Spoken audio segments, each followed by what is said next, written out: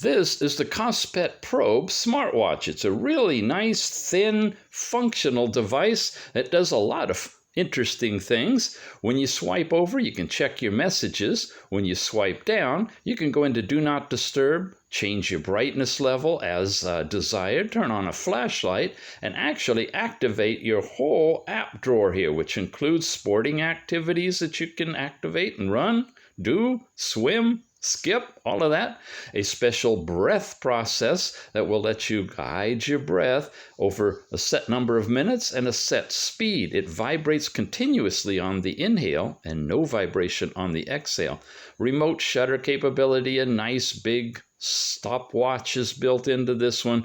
All of your standard Find Your Phone. You have selections of watch faces that you can change and download from the app as well. Reset, power off, all the basic stuff about the watch. The SN80-Y is what you're looking for tethering. Come this way, you got your step count, sleep time, weather in your community, back to watch faces. Swipe up, you've got your heart rate with a chart that actually works. As soon as you land here, it immediately starts taking your pulse and it gives you your highs and your lows. Same thing for blood pressure with a little graph, instant activation, and blood oxygen as well.